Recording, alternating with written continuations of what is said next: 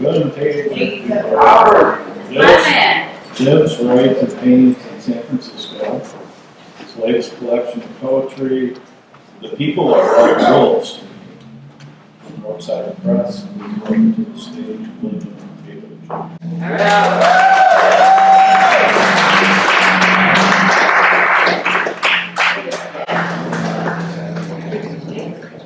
Thank you, everyone. First, I want to say thank you to Michelle and Dan and everyone who put this on. It's amazing, and Culture Flash Records. This is like the dream venue for me. You have the venue, you have a bar to the right, the record store to the left.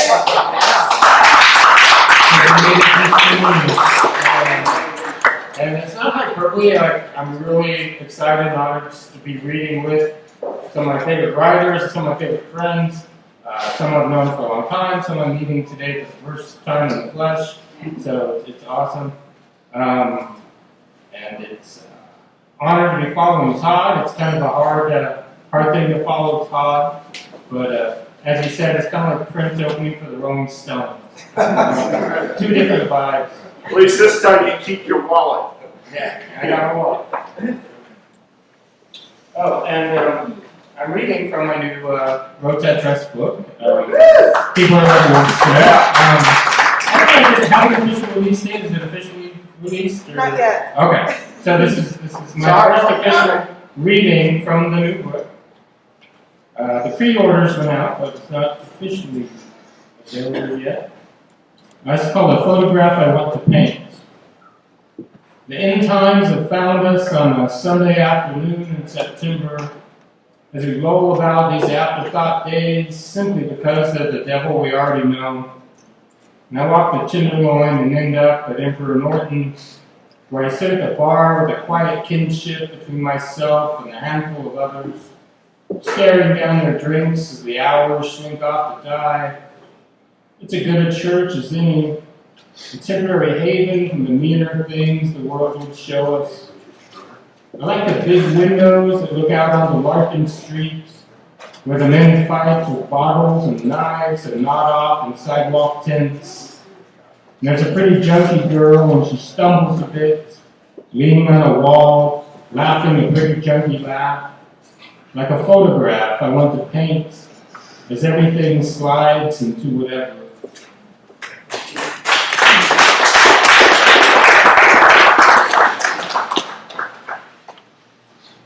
Called Your Stupid Heart. Hey friends, tell me what's left of your stupid hearts.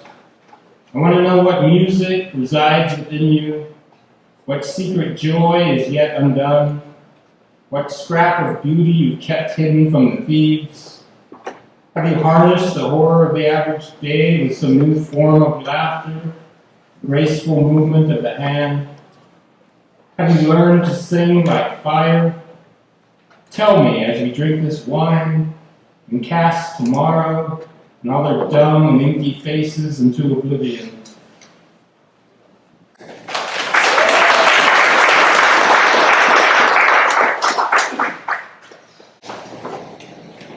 It's called Bukowski's Shoelace.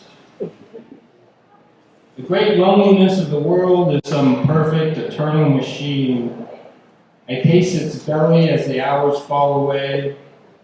This moment to moment makes me nervous, this milling about until the next terrible thing, the ceaseless trickling of ordinary dooms, wearing us down like Bukowski's shoelace. We're not even allowed to scream. I drink beer and protest, and I watch the people walk along Polk Street underneath the August sun. They talk and they laugh as if there was still a chance for something, and I cling to the feel of it like a last ticket home.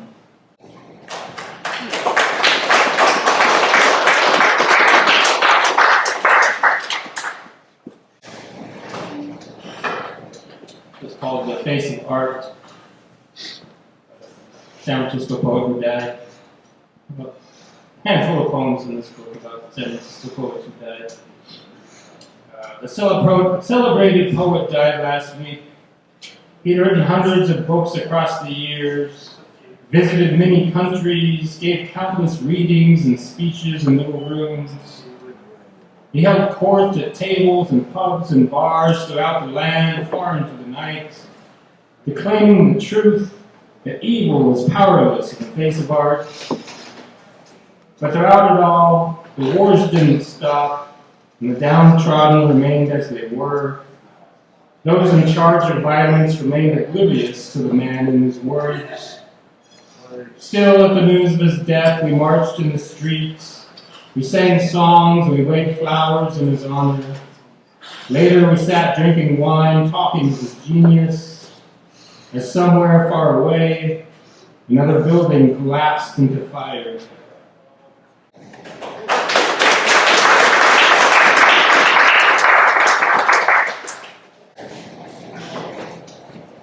A poem about a dead gentleman's book. What every poem is trying to tell you. Over wine, the famous old poet tells me how all he can think of anymore is the fact of his own death. It dogs him through his waking hours and it keeps him from sleep. I'm 20 years behind him and I already spend too many hours contemplating the looming eternity in which I will not exist. It's what every poem is trying to tell you. It's why we drink and fornicate and go to church.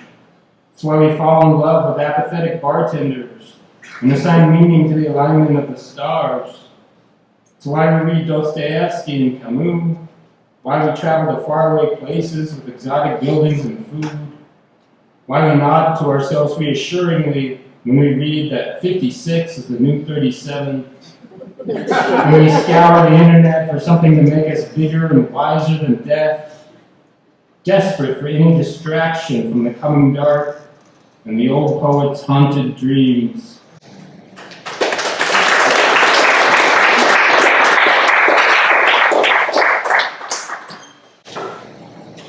This is called The Girl at the Record Store Counter. We like those. We do. I always have a crush of the girl at the record store counter, which is kind of what this poem is about. Despite what the inspirational means would suggest, it's more than likely things will not be okay anytime soon. As we wait for the eternal silence to restore its mercy, you and me and everyone we love will be burdened with more than we can bear. Our nightmares will come true as often as not. We will look as old in photographs as we imagine we do. The loneliness that haunts our bones will find no other home. Beauty is expendable and will be first on the chopping block when it all comes down. The poets and the artists have not saved us. The pretty bartender will not read your book. And the girl at the record store counter is forever unimpressed with your choices. Death will arrive as pointless and as certain as an ad for something you never wanted and couldn't afford even if you did. But music exists, and the fire and the noise in our blood. And if you're lucky enough and you work it right, you can choose just a bit how your heart is broken, and that's as good a deal as anyone's going to give you.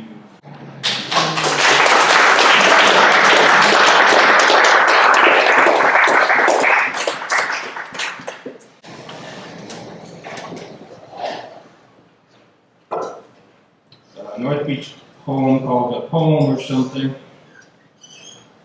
I like hanging out in North Beach and finding a quiet place to sit and drink while pondering the world and maybe wrestling a poem or something from the mess of it. Sometimes it's hard, mostly because of the poets. The poets are everywhere. The bars and the cafes, the liquor stores, the street corners. And the poets like to talk. Hardly anybody likes to talk the way the North Beach poets like to talk, which can be an issue if you're actually trying to write a poem. I'm currently hiding in a wine bar that plays heavy metal records at a loud volume. The poets tend to stay away from here. And if I'm lucky, I'll have a bit of time before one of them sees me through the window, wants to buy me a beer or borrow $5. Time enough to scratch out a skeleton of this thing that sits inside me, refusing me peace till I grant it some semblance of a life outside. I decide this will have to do for now, and I suck down my drink and head back out into the night in search of something I cannot name, and some poets who will listen to me talk about it.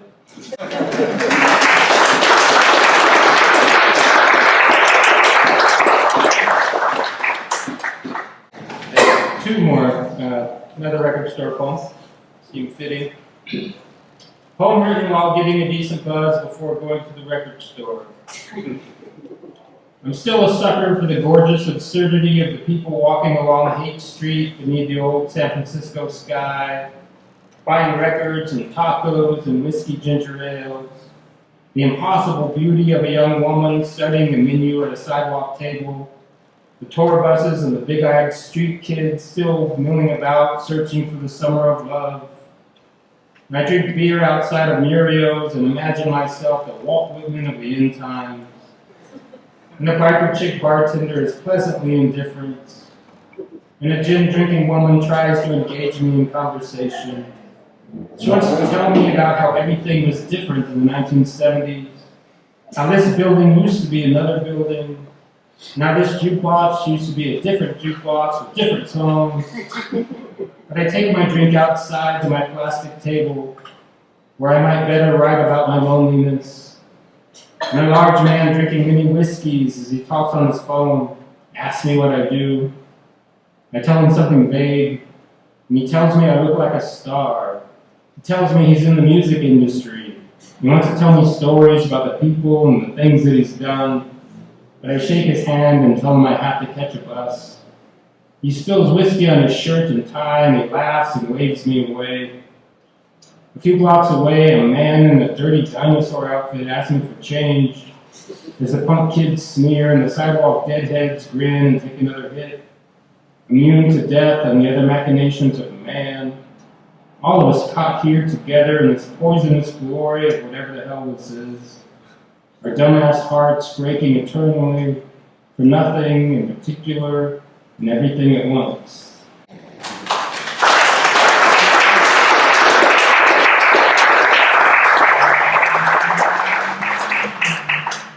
And this is called You're Not Wilfred Owen. You're not Wilfred Owen. We don't need another poem reminding us how war is an unkind thing, and how the death of children is something civilized folk should have no truck with. See, war and its lackeys wipe their asses with poetry, and dying children have no interest in such things. What we could really use are poems reminding us to be ashamed of how we daily throw away our lives to the whims of the dull and the servile. Give us not your poems workshopped into bland competence, rendered useless and sterile, dead upon the vine. Poems of virtue by the virtuous, pristine of craft but lacking heart. Poems as useless as bags of tissue paper in the rain. Poems that couldn't get themselves arrested.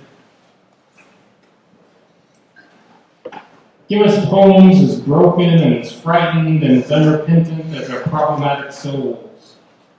Imperfect poems with imperfect voices, demanding to exist without the permission of the community. Give us poems reminding us it is worthwhile to be alive, despite the evidence suggesting otherwise. Get out of town with your poems born only to chase down the lowest common denominator of a mediocre heart. Give us poems that speak in the ancient language of fire, because death is on our ass, and the whole world's trying to sell us all their empty words, even though we've already paid. Thank you.